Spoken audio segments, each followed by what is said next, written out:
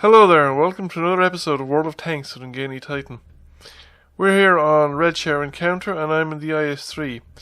I just purchased the IS-3 as you can see in the intro to the video, and this is the first battle I've had in it.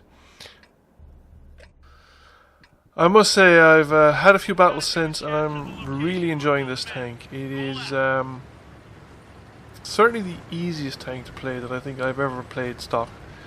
And quite enjoyable to play stock. So we're here on Redshire Encounter, which is a peculiar kind of battle because sometimes people do what they normally do, or at least the southern spawning team does. The heavy tanks come up here along the zero line at the eastern side of the map, and sometimes that can be decisive and sometimes it can be not, depending on how the team plays out. Now my team is going very heavily for the centre,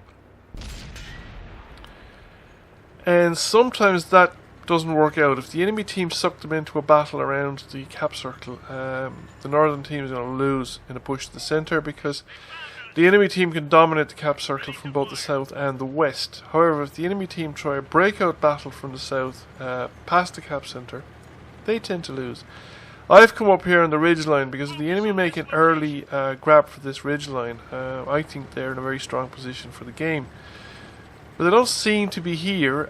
Nothing's been spotted by that tank there on my left, and a light tank, and so I've decided that I'm going for the ridgeline here to the north of me because we don't seem to be contesting that ridgeline.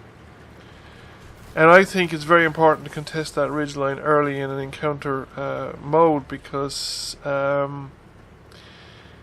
if the enemy tanks gain control of that ridge line and they're also in control of the western side of the map, then and they suck us into a battle around the encounter, like I said, we're going to lose.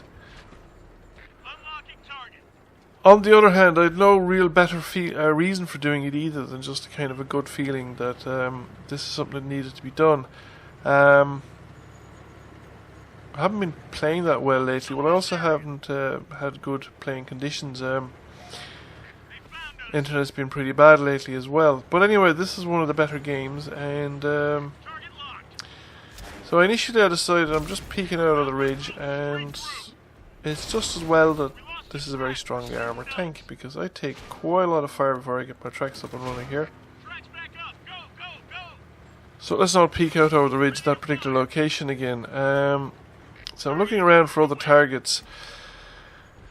It's one of the things we have to watch out for here is that if the enemy push into this ridge and start reliably spotting our guys on the ridge line, they can focus fire kind of more easily than we can because they're more dispersed.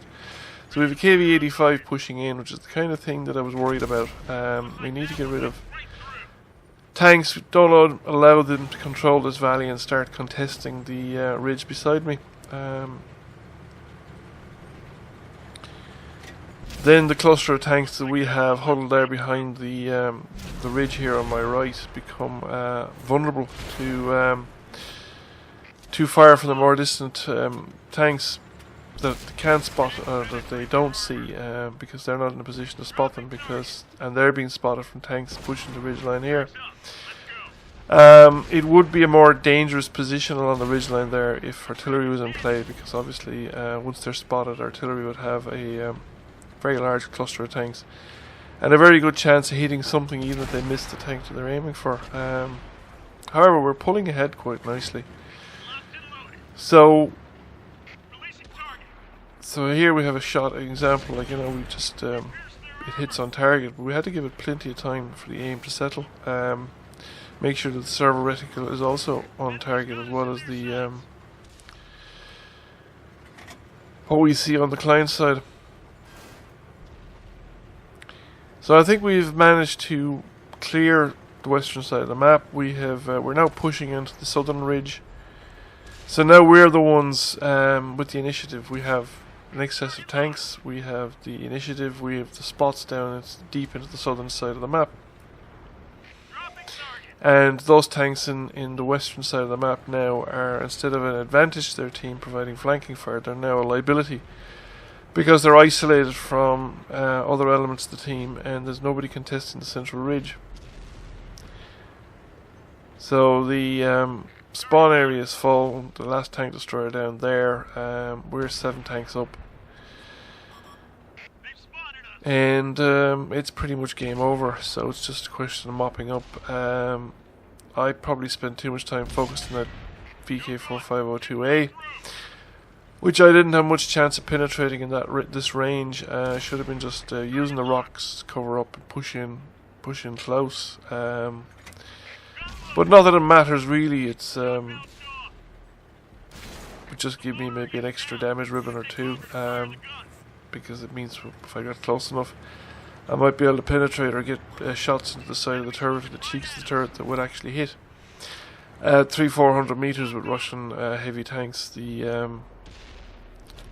accuracy for shooting precise locations is pretty much non-existent, and it's you're more just shoot and hope for the best rather than with any actual expectation of doing anything.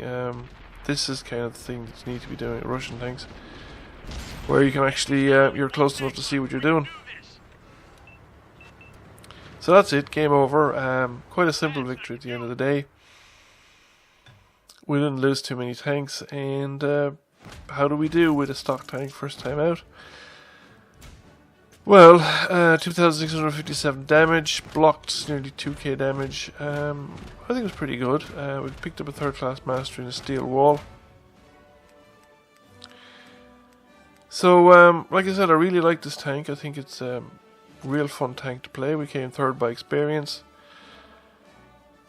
And I can see myself having a lot of fun with this tank in the future. So definitely the IS-3 is living up to its reputation.